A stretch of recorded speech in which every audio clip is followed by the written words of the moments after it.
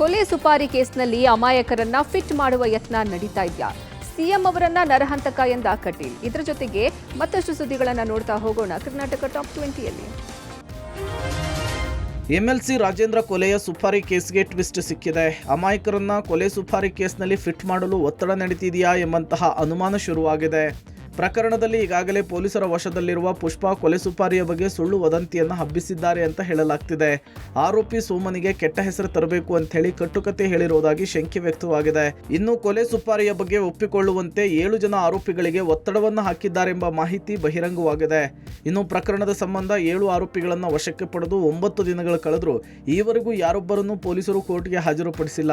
ಮತ್ತೊಂದು ಕಡೆ honey trap ದೂರು ನೀಡುವ ಯತ್ನದಲ್ಲಿದ್ದ ಸಚಿವ ಕೆಎನ್ ರಾಜಣ್ಣಗೆ ನಿರಾಸೆಯಾಗಿದೆ. ಅಹಮದಾಬಾದ್ನಲ್ಲಿ ವಿಡಿಯೋ ದಾಖಲೆ ಸಹಿತ ದೂರನ್ನು ಕೊಡಲಿಕ್ಕೆ ವೇಣುಗೋಪಾಲ್, ಸೋನಿಯಾ, ರಾಹುಲ್ ಗಾಂಧಿ ಭೇಟಿಗೆ ರಾಜಣ್ಣ ಸಾಕಷ್ಟು ಪ್ರಯತ್ನಿಸಿದ್ದಾರೆ. ಆದರೆ ಈವರೆಗೂ ಹೈಕಮಾಂಡ್ ನಾಯಕರನ್ನ ಭೇಟಿ ಮಾಡುವುದಕ್ಕೆ ಸಾಧ್ಯವಾಗಿಲ್ಲ. ವಿಚಾರಣೆಯ ನೆಪದಲ್ಲಿ ಹಿಂದೂ ಸಂಘಟನೆಯ ಕಾರ್ಯಕರ್ತರನ್ನ ಠಾಣೆ ಕರೆಸಿ ಎಸ್ಪಿ ಎಂ ನಾರಾಯಣ್ ಹಲ್ಲೆ ಮಾಡಿದ್ದಾರೆ ಅಂತ ಹೇಳಿ ಆರೋಪಿಸಿ ಭಟ್ಕಳದಲ್ಲಿ ಬಿಜೆಪಿ ಮುಖಂಡರು, ಹಿಂದೂ ಪರ ಸಂಘಟನೆಯ ಕಾರ್ಯಕರ್ತರು ಪ್ರೊಟೆಸ್ಟ್ ನಡೆಸಿದರು. ನಿನ್ನೆ ಶಿರಸಿಯಲ್ಲಿ ರೌಡಿ ಶೀಟರ್ ಪರೇಡ್ ಮಾಡಿದ ಎಸ್ಪಿ ಅವರು 6 ಪ್ರಕರಣದಲ್ಲಿ ಆರೋಪಿಯಾಗಿದ್ದ ಆಟೋ ಚಾಲಕ ಶ್ರೀನಿವಾಸ್ ನಾಯ್ಕ್ನನ್ನ ಥಳಿಸಿದ್ದಾರೆ. ಇನ್ನು ಈ ಘಟನೆ ಮತ್ತು ಬಿಜೆಪಿ ಕಾರ್ಯಕರ್ತ ವಿನಯ್ ಸೂಸೈಡ್ ನ್ಯಾಯಕ್ಕಾಗಿ ಮಡಿಕೇರಿಯಲ್ಲಿ ಬಿಜೆಪಿ ನಾಯಕರು ಹೋರಾಟ ಮಾಡಿದ್ದಾರೆ. ಈ ವೇಳೆ ಸಿಎಂ ವಿರುದ್ಧ ಕಟೀಲು ವಿವಾದಾತ್ಮಕ ಹೇಳಿಕೆ ಕೊಟ್ಟಿದ್ದಾರೆ. ನರಹಂತಕ ಮುಖ್ಯಮಂತ್ರಿ ಇದ್ರೆ ಅದು ಸಿದ್ದರಾಮಯ್ಯ. ರಾಜ್ಯದಲ್ಲಿ ಹಿಂದೂಗಳ ಮೇಲೆ ಹಲ್ಲೆ, ಗೋಹತ್ಯೆ ನಡೀತಾ ಇದೆ. ನಿರಂತರವಾಗಿ ಸರ್ಕಾರದಿಂದ ದಬ್ಬಾಳಿಕೆ ನಡೀತಾ ಇದೆ ಎನ್ನುವ ಮೂಲಕ ಕಿಡಿಕಾರಿದ್ದಾರೆ. ಬಂಧುಗಳೇ, ನಾವು ಬಹಳ ವರ್ಷಗಳ ಕಾಲ ಇತಿಹಾಸದಲ್ಲಿ ಕಥೆಗಳನ್ನ ಕೇಳಿದ್ದೇವೆ, ನರಹಂತಕ ಹುಲಿಯ ಕಥೆಯನ್ನ ಕೇಳಿದ್ದೇವೆ. ಆದರೆ ಈ ದೇಶದಲ್ಲಿ ನರಹಂತಕ ಮುಖ್ಯಮಂತ್ರಿ ಇದ್ರೆ ಅದು ಕರ್ನಾಟಕದ ಸಿದ್ದರಾಮಣ್ಣ. 2 ಬಾರಿ ಈ ರಾಜ್ಯದಲ್ಲಿ ಅವರಿಗೆ ಮುಖ್ಯಮಂತ್ರಿ ಅವಕಾಶಗಳು ಸಿಕ್ಕಿದವು. ಅವಕಾಶ ಸಿಕ್ಕಿರತಕ್ಕಂಥ ಸಂದರ್ಭದಲ್ಲಿ ಅತಿ ಹೆಚ್ಚು ಹಿಂದೂ ಕಾರ್ಯಕರ್ತರ ಹತ್ಯೆ ಆಗಿದೆ ಅದು ಸಿದ್ದರಾಮಣ್ಣನ ಕಾಲದಲ್ಲಿ. ಈ ರಾಜ್ಯದಲ್ಲಿ 22 ಹಿಂದೂ ಕಾರ್ಯಕರ್ತರ ಹತ್ಯೆ ಆಯಿತು. ಈ ಬಾರಿಯ ಅವಧಿಯಲ್ಲಿ ಬೆಳಗಾವಿನಲ್ಲಿ ಜೈನ ಮುನಿಯ ಹತ್ಯೆಯಿಂದ ಪ್ರಾರಂಭ ಆಗಿರತಕ್ಕಂಥ ಹತ್ಯಾ ದಿನಗಳು ಇವತ್ತು ಸಿದ್ದರಾಮಣ್ಣನ ಕಾಲದಲ್ಲಿ ನಿರಂತರವಾಗಿರತಕ್ಕಂಥ ಹತ್ಯೆಗಳು ನಡೀತಾ ಇದ್ದಾವೆ. ಸ್ಮಶಾನಗಳನ್ನ ಚಿರಶಾಂತಿ ಸ್ಥಳ ಎನ್ನುತ್ತಾರೆ. ಇಂತಹ ಜಾಗಗಳಲ್ಲೂ ಬ್ರೋಕರ್ಗಳ ಹಾವಳಿ ಹೆಚ್ಚಾಗಿದೆ. ಸ್ಮಶಾನದಲ್ಲಿ ಹೆಣ ಸುಡಬೇಕು ಅಂದ್ರೆ ಸೌದೆಗೆ 6,000 ರೂಪಾಯಿ ಕೊಡಬೇಕು. ಚಾಮರಾಜಪೇಟೆಯ ಟಿಆರ್ ಮಿಲ್ ಚಿತಾಗಾರದಲ್ಲಿ ಹೆಣ ಸುಡಬೇಕಾದ್ರೆ ಸೌದೆಗಾಗಿ 6,000 ರೂಪಾಯಿ ಕೊಡಬೇಕು. ಸೌದೆ ತೆಗೆದುಕೊಂಡ್ರೆ ಮಾತ್ರವೇ ಮೃತದೇಹ ಸುಡಲು ಸ್ಲಾಟ್ ಕೊಡುತ್ತಾರೆ. ಸೌದೆ ಬ್ರೋಕರ್ಗಳ ಕಾರುಬಾರು ವಿಪರೀತ ಹೆಚ್ಚಾಗಿದ್ದು, ಇರುವ ಸ್ಲಾಟ್ಗಳನ್ನ 3 ಸೌದೆ ಮಂಡಿಯವರು ಹಂಚಿಕೊಂಡಿದ್ದಾರೆ.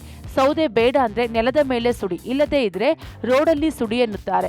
ಮಂಡಿಯವರ ಹಾವಳಿ ಪಬ್ಲಿಕ್ ಟಿವಿಯ ಕಾರ್ಯಾಚರಣೆಯಲ್ಲಿ ಬಯಲಾಗಿದೆ. ಇನ್ನು ಬಿಬಿಎಂಪಿ ಶುಲ್ಕ 100 ರಿಂದ 300 ರೂಪಾಯಿ ಇದ್ರೆ ಸೌದೆ ಅಂತ ಇವರು 6,000 ರೂಪಾಯಿ ಪಡೆಯುತ್ತಾರೆ. ಈ ಬಗ್ಗೆ ಸಂಬಂಧಪಟ್ಟ ಅಧಿಕಾರಿಗಳು ಗಮನ ಹರಿಸಬೇಕಿದೆ. 5,600 ರೂಪಾಯಿ. 5,600 ಅಲ್ಲೇನು ಕಟ್ ಬರಲ್ಲ, 300 ರೂಪಾಯಿ ಕಟ್. ಅದೆಲ್ಲ ನೀವೇ ಮಾಡಿಕೊಡ್ತೀರಾ? ನಾವೇ ಸೌದೆ ತಂದು ಹಾಕ್ಬಿಡ್ತೀವಿ, ನಾವೇ ತಂದುಬಿಡ್ತೀವಿ. ಎಲ್ಲ ರೋಡಲ್ಲಿ ಇಟ್ಕೊಂಡು ಮಾಡಿ ಸೌದೆದೆಲ್ಲ ಬಂದು ಪ್ರೈವೇಟ್ ಹೇಳಿದ್ದೆಲ್ಲ. ಬಿಬಿಎಂಪಿಯಿಂದ ಚಾರ್ಜ್ ಇಲ್ಲ. ಬಿಬಿಎಂಪಿಯಿಂದ ನಿಮಗೆ 1 ರೂಪಾಯಿ ಕಾಸಿರಲ್ಲ, ಸೌದೆಗೆ ಮಾತ್ರ. ಇದ್ರ ಹೂಳ ಜಾಗದಲ್ಲೆಲ್ಲ ಕಾಸು ತಗೋತಾರೆ. ಹೌದೌದು. ಇಲ್ಲಿ ಸೌದೆ ಚಾರ್ಜ್ ಮಾತ್ರ ಇರುತ್ತೆ, ಬೇರೆ ಅನೈತಿಕ ಯಾವುದಕ್ಕೂ ಕಾಸಿರಲ್ಲ. ಸ್ಲಾಟ್ ಅಂದ್ರೆ ಅದು ಕೊಡಲ್ಲ, ಕೆಳಗಡೆ ಮಾಡ್ಕೊಬೋದು ಅಂತ. ಕೆಳಗಡೆ ಮಾಡಿ ಅಲ್ಲಿ ಇದೆ ಗೊತ್ತಾ, 2 ಬಾಕ್ಸು ಆ ಡಿಪ್ಪದವ್ರದ್ದು ಅವ್ರ ಇನ್ಚಾರ್ಜಲ್ಲಿ. ಇವಾಗ ನೀವು ಅವರು ಬುಕ್ ಮಾಡಿದ್ರೆ ಅವ್ರು ಆ ಕಡೆ ಮೂರಲ್ಲಿ 2 ಬಾಕ್ಸಲ್ಲಿ ಅದನ್ನ 1 ಬಾಕ್ಸ್ ನಿಮಗೆ ಕೊಡ್ತಾರೆ. ಚಿತಾಗಾರದಲ್ಲೂ ಬ್ರೋಕರ್ಸ್ ದಂಧೆ ಬಗ್ಗೆ ಪಬ್ಲಿಕ್ ಟಿವಿ ವರದಿ ಬಿಗ್ ಇಂಪ್ಯಾಕ್ಟ್ ಆಗಿದೆ. ವಿಸ್ತೃತವಾಗಿ ವರದಿ ಪ್ರಸಾರವಾದ ಕೂಡಲೇ ಎಚ್ಚೆತ್ತ ಬಿಬಿಎಂಪಿ ಆರೋಗ್ಯ ಇಲಾಖೆ ಅಧಿಕಾರಿಗಳು ಸ್ಥಳಕ್ಕೆ ಭೇಟಿ ನೀಡಿ ಚಿತಾಗಾರದ ರೈಟರ್ಸ್ಗೆ ನೋಟಿಸ್ ನೀಡಿದ್ದಾರೆ. ಕೂಡಲೇ ಪಬ್ಲಿಕ್ ಟಿವಿ ಸುದ್ದಿ ವಿಚಾರಕ್ಕೆ ಉತ್ತರ ನೀಡುವಂತೆ ಸೂಚನೆ ನೀಡಿದ್ರು. ನಮ್ಮ ಸಿಬ್ಬಂದಿ ದಂಧೆಯಲ್ಲಿ ಪಾಲ್ಗೊಂಡಿದ್ರೆ ಕ್ರಮದ ಎಚ್ಚರಿಕೆ ನೀಡಿದ್ರು. ಶವ ಸಂಸ್ಕಾರಕ್ಕೆ ಬಂದಿದ್ದ ಕುಟುಂಬಗಳಿಂದ ಯಾರಾದ್ರೂ ಹಣ ಕೇಳಿದ್ದಾರಾ ಹಾಗೂ ಸೌದೆ ಸ್ಲಾಟ್ ಬಗ್ಗೆ ಡಿಮ್ಯಾಂಡ್ ಮಾಡಿದವರ ಮಾಹಿತಿ ಕಲೆ ಹಾಕಿದ್ರು. ಇನ್ನು ಪಬ್ಲಿಕ್ ಟಿವಿ ವರದಿ ನಂತರ ಬ್ರೋಕರ್ಗಳಿಗೆ ಬ್ರೇಕ್ ಹಾಕಲು ಅಧಿಕಾರಿಗಳು ಮುಂದಾಗಿದ್ದಾರೆ. ಇನ್ನಾದ್ರೂ ಸಾವಿನಿಂದ ನೋವಲ್ಲಿರುವ ಕುಟುಂಬಕ್ಕೆ ಈ ಬ್ರೋಕರ್ಸ್ ಕಾಟ ತಪ್ಪಲಿದ್ಯಾ? ಕಾದ್ ನೋಡ್ಬೇಕಿದೆ. ಸರ್ ಒಂದು 12-13 ವರ್ಷದಿಂದ ಇದ್ದೀನಿ. ಅದೇ ಇವಾಗ ನಮ್ಗೆ ತಾತ್ಕಾಲಿಕ ಅಂತ ಒಂದು 4-5 ವರ್ಷದಿಂದ ಆಗಿದೆ ಸರ್. ಇಲ್ಲಿ ಟೋಟಲ್ 10 ಬಾಕ್ಸ್ ಇದೆ. ಅವ್ರು ಬಂದು ಬುಕ್ ಆಗಿದ್ರೆ ಅವ್ರದ್ದೊಂದು ಸೌದೆ ಹಾಕ್ತಾರೆ. ಇಲ್ಲಿ ಆನ್ಲೈನ್ ಯಾವ್ದು ಇಲ್ಲ ಸರ್, ಇಲ್ಲೇ ಬಂದು ಬುಕ್ ಮಾಡ್ತಾರೆ. ಬಿಬಿಎಂ ಏನು ಚಾರ್ಜ್ ಇಲ್ಲ ಸರ್, ಫ್ರೀ. ಏನು ಬಿಬಿಎಂ ಏನು ಚಾರ್ಜ್ ಇಲ್ಲ, ಇಲ್ಲಿ ಏನು ಕೊಡಂಗಿಲ್ಲ.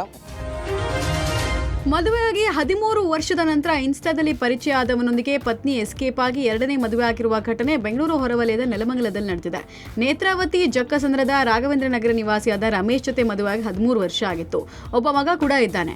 ಕಳೆದ 1 ವಾರದ ಹಿಂದೆ ಇನ್ಸ್ಟಾದಲ್ಲಿ ನೇತ್ರಾವತಿಗೆ ಸಂತೋಷ್ ಎಂಬಾತನ ಪರಿಚಯ ಆಗಿತ್ತು. ಈ ಪರಿಚಯ ಪ್ರೀತಿಗೆ ತಿರುಗಿತ್ತು. ನೇತ್ರಾವತಿಯು ಕೆಲ ದಿನಗಳ ಹಿಂದೆ ಪ್ರೀತಿಗಾಗಿ ಮೊದಲ ಪತಿಗೆ ಕೈಕೊಟ್ಟು ಸಂತೋಷ್ ಜೊತೆಗೆ ದೇವಾಲಯದಲ್ಲಿ ಎರಡನೇ ಮದುವೆ ಆಗಿದ್ದಾಳೆ. ಸಾಮಾಜಿಕ ಜಾಲತಾಣದಲ್ಲಿ ಈ ಮದುವೆ ವಿಡಿಯೋವನ್ನು ನೋಡಿ ಮೊದಲ ಪತಿ ಶಾಕ್ ಆಗಿದ್ದಾರೆ. ಪೊಲೀಸ್ ಭದ್ರತೆಯಲ್ಲಿ ಬಟ್ಟೆ ಹಾಗೂ ಇನ್ನಿತರೆ ವಸ್ತುಗಳನ್ನು ತೆಗೆದುಕೊಂಡು ಹೋಗೋಕೆ ಮನೆ ಬಳಿ ಬಂದ ನೇತ್ರಾವತಿಗೆ ಸ್ಥಳೀಯರು ಕ್ಲಾಸ್ ತೆಗೆದುಕೊಂಡಿದ್ದಾರೆ. ನೇತ್ರಾವತಿ ವಿರುದ್ಧ ನೆಲಮಂಗಲ ಟೌನ್ ಪೊಲೀಸ್ ಠಾಣೆಯಲ್ಲಿ ಪ್ರಕರಣ ದಾಖಲಾಗಿದ್ದು, ಪತಿ ಹಾಗೂ ಆತನ ಕುಟುಂಬ ದೂರು ಕೊಟ್ಟು ಆಕ್ರೋಶ ಹೊರಹಾಕಿದ್ದಾರೆ. ರೌಡಿ ಶೀಟರ್ ನೇಪಾಳಿ ಮಂಜನ ಕೊಲೆ ಪ್ರಕರಣ ಸಂಬಂಧ ಕೊಲೆ ಮಾಡಿ ಎಸ್ಕೇಪ್ ಆಗಿದ್ದ ಆರೋಪಿಗಳನ್ನು ಹೆಬ್ಬಗೋಡಿ ಪೊಲೀಸರು ಅರೆಸ್ಟ್ ಮಾಡಿದ್ದಾರೆ. ಹೆಬ್ಬಗೋಡಿ ನಿವಾಸಿಗಳಾದ ಜಗದೀಶ್ ಮತ್ತು ಮಹೇಶ್ ಸಹೋದರರಾಗಿದ್ದರೆ ದಿನೇಶ್, ನಂದನ್ ಹಾಗೂ ಮಂಜುನಾಥ್ ಪ್ರಮುಖ ಆರೋಪಿಗಳಾಗಿದ್ದಾರೆ. ಮಾರ್ಚ್ 31ರ ರಾತ್ರಿ ಅಂದರೆ ಯುಗಾದಿ ಹಬ್ಬದ ದಿನ ಇಸ್ಪೀಟ್ ಆಡೋಕೆ ಜಗ್ಗು ಸಹೋದರನ ಬಳಿ 5,000 ರೂಪಾಯಿ ಕೇಳಿದ್ದ. ನನ್ನ ಬಳಿ ದುಡ್ಡಿಲ್ಲ ಅಂತ ಮಹೇಶ್ ಹೇಳಿದ್ದ. ಇದರಿಂದ ಸಿಟ್ಟಿಗೆದ್ದಂತಹ ನೇಪಾಳಿ ಮಂಜ ಮಹೇಶ್ ಕೆನ್ನೆಗೆ ಬಾರಿಸಿದ್ದ. ಈ ವಿಚಾರ ತಿಳಿದು ಜಗ್ಗು ಕೆರಳಿ ಕೆಂಡವಾಗಿ ನೇಪಾಳಿ ಮಂಜನನ್ನ ಮುಗಿಸೋಕೆ ಸ್ಕೆಚ್ ಹಾಕಿದ್ದ. ಮಾರಕಾಸ್ತ್ರಗಳೊಂದಿಗೆ ನೇಪಾಳಿ ಅಡ್ಡಕ್ಕೆ ನುಗ್ಗಿದಂತಹ ಜಗ್ಗಾ ಗ್ಯಾಂಗ್ ಎಣ್ಣೆ ಪಾರ್ಟಿ ಮಾಡ್ತಿದ್ದ ನೇಪಾಳಿ ಮೇಲೆ ಅಟ್ಯಾಕ್ ಮಾಡಿ ಕೊಲೆಗೈದು ಪರಾರಿಯಾಗಿದ್ರು. ಸದ್ಯ ಪ್ರಕರಣ ಸಂಬಂಧ ಆರೋಪಿಗಳನ್ನು ಬಂಧಿಸಿ ಜೈಲಿಗಟ್ಟಲಾಗಿದೆ. ಕನ್ನಡದ ಖ್ಯಾತ ನಿರೂಪಕಿ ಅನುಶ್ರೀ ಇದೀಗ ತಮ್ಮ ಮದುವೆಯ ಬಗ್ಗೆ ಮಾತನಾಡಿದ್ದಾರೆ. ಅನುಶ್ರೀ ಮದುವೆಯ ಬಗ್ಗೆ ಅನೇಕರು ಪ್ರಶ್ನೆ ಮಾಡಿದ್ರು. ನಾನಾ ಕಾರ್ಯಕ್ರಮಗಳಲ್ಲೂ ಅನುಶ್ರೀ ತಮ್ಮ ಮದುವೆಯ ಬಗ್ಗೆ ಅಡ್ಡಗೋಡೆಯ ಮೇಲೆ ದೀಪವಿಟ್ಟಂತೆ ಉತ್ತರ ನೀಡುತ್ತಿದ್ರು. ಇದೀಗ ಅಧಿಕೃತವಾಗಿ ಮದುವೆ ಬಗ್ಗೆ ಅನುಶ್ರೀ ಮಾತಾಡಿದ್ದಾರೆ. ಇದೇ ವರ್ಷವೇ ತಾವು ಮದುವೆ ಆಗೋದಾಗಿ ಹೇಳಿದ್ದಾರೆ. ಇತ್ತೀಚೆಗಷ್ಟೇ ಮಾರ್ಚ್ನಲ್ಲಿ ಸಿಹಿ ಸುದ್ದಿ ಕೊಡೋದಾಗಿ ಅವರು ಹೇಳಿಕೊಂಡಿದ್ರು. ಪುನೀತ್ ರಾಜ್ಕುಮಾರ್ರ ಕಟ್ಟ ಅಭಿಮಾನಿಯಾಗಿರುವ ಅನುಶ್ರೀ ಅವರ ಹುಟ್ಟಿದ ಹಬ್ಬಕ್ಕೆ ಸರ್ಪ್ರೈಸ್ ಇದೆ ಅಂತೆಲ್ಲ ಅವರದ್ದೇ ಯೂಟ್ಯೂಬ್ ಸಂದರ್ಶನದಲ್ಲಿ ಹೇಳಿಕೊಂಡಿದ್ರು. ಆದ್ರೆ ಅಂದು ಯಾವ ಸರ್ಪ್ರೈಸ್ ಕೊಡಲಿಲ್ಲ. ಈಗ ತಮ್ಮ ಇನ್ಸ್ಟಾಗ್ರಾಂನಲ್ಲಿ ಲೈವ್ ಮಾಡಿದ್ರು. ಈ ಸಮಯದಲ್ಲಿ 2025ರ ಒಳಗೆ ಮದುವೆ ಆಗೋದಾಗಿ ಘೋಷಿಸಿದ್ದಾರೆ. ನನಗೂ ಒಬ್ಬ ಗೆಳೆಯ ಬೇಕು, ಅವನು ಟೈಮ್ ಮುಂಚೆ ಬಂದು ಕಾಯಬೇಕು ಎಲ್ಲ ನಾ ಇಷ್ಟಪಡೋರು ಇಷ್ಟಪಡಲ್ಲ. ಇವಾಗ ನೀವ್ ಮಾಡಿದ್ರೆ ಅಕ್ಕ ಹೇಳ್ಬೇಕು, ಅಕ್ಕ ನಿಮ್ಗೆ ಯಾವ ತರ ಹುಡುಗ ಹೇಳಿ. ನಿಮ್ಮನ್ನ ಇಷ್ಟಪಡೋರು ಇಷ್ಟಪಡಲ್ಲ ಅಂದ್ರೆ ಯಾರೋ ಇಷ್ಟಪಡೋರು ಆಲ್ರೆಡಿ ಇದಾರೆ, ಅವ್ರು ನಿಮ್ಗೆ ಇಷ್ಟ ಅಲ್ಲ, ನಾರ್ಮಲಿ ಇಷ್ಟಪಡೋರು ಎನಿ ಟೈಮ್ ಫೋನ್ ಇರ್ತಾರೆ. ಯಾರಿದಾರೋ ಏನೋ ಯಾರು ಅಕ್ಕ ನೀವ್ ಹೇಳಿ, ನಿಮ್ ಹುಡುಗ ಹೇಗಿರ್ಬೇಕು? ಫಸ್ಟ್ ಆಫ್ ಆಲ್ ಅವನು ಹುಡುಗ ತುಂಬಾ ರೆಸ್ಪಾನ್ಸಿಬಲ್ ಆಗಿರ್ಬೇಕು. ನನ್ ಪರವಾಗಿಲ್ಲ, ಅವ್ನ್ ಲೈಫ್ ಪರವಾಗಿ ರೆಸ್ಪಾನ್ಸಿಬಲ್ ಆಗಿದ್ರೆ ಸಾಕು ನನ್ಗೆ. ಯಾವಾಗ ಮದ್ವೆ? ಈ ವರ್ಷ ಅನುಶ್ರೀ ಮದ್ವೆ ಹೆಡ್ಲೈನ್. ಹೌದಾ? ದಕ್ಷಿಣ ಕಾಶಿ ನಂಜನಗೂಡಿನಲ್ಲಿ ಇತಿಹಾಸ ಪ್ರಸಿದ್ಧ ನಂಜುಂಡೇಶ್ವರ ಸ್ವಾಮಿಯ ಜಾತ್ರಾ ಮಹೋತ್ಸವ ಜರುಗಿದೆ. ಬೆಳಗ್ಗೆ 5ರಿಂದ 5:40 ಒಳಗೆ ನಡೆದಂತಹ ಮೀನಾ ಶುಭ ಲಗ್ನದಲ್ಲಿ ಮಹಾರಥೋತ್ಸವ ನಡೆದಿದೆ. ಮೊದಲಿಗೆ ಗಣಪತಿ ರಥೋತ್ಸವ ನಡೆದರೆ ಬಳಿಕ ನಂತರ ಶ್ರೀ ನಂಜುಂಡೇಶ್ವರ ರಥೋತ್ಸವ ಜರುಗಿತು. ಅದಾದ ಬಳಿಕ ಪಾರ್ವತಿ ಅಮ್ಮನವರ ರಥ, ಸುಬ್ರಹ್ಮಣ್ಯ ರಥ, ಕೊನೆಯದಾಗಿ ಚಂಡಿಕೇಶ್ವರ ರಥಗಳ ಮೆರವಣಿಗೆ ಅದ್ದೂರಿಯಾಗಿ ನಡೆಯಿತು. ಇನ್ನು ಈ ಮಹಾರಥೋತ್ಸವದಲ್ಲಿ ಲಕ್ಷಾಂತರ ಭಕ್ತರು ಭಾಗಿಯಾಗಿ ತೇರು ಎಳೆಯುವ ಮೂಲಕ ದೇವರಲ್ಲಿ ವಿಶೇಷ ಪ್ರಾರ್ಥನೆ ಸಲ್ಲಿಸಿದರು. ನಂಜನಗೂಡಿನ ರಥಬೀದಿಗಳಲ್ಲಿ ಗೌತಮ ರಥೋತ್ಸವ ಸಾಕಿದ್ದು ನೋಡೋಕೆ 2 ಕಣ್ಣು ಸಾಲದಂತಿತ್ತು. ಲಕ್ಷಾಂತರ ಸಂಖ್ಯೆಯಲ್ಲಿದ್ದ ಭಕ್ತರು ಬಾಳೆಹಣ್ಣು ರಥಕ್ಕೆ ಎಸೆದು ತಮ್ಮ ಇಷ್ಟಾರ್ಥ ಸಿದ್ಧಿಯಾಗುವಂತೆ ಕೋರಿಕೊಂಡರು.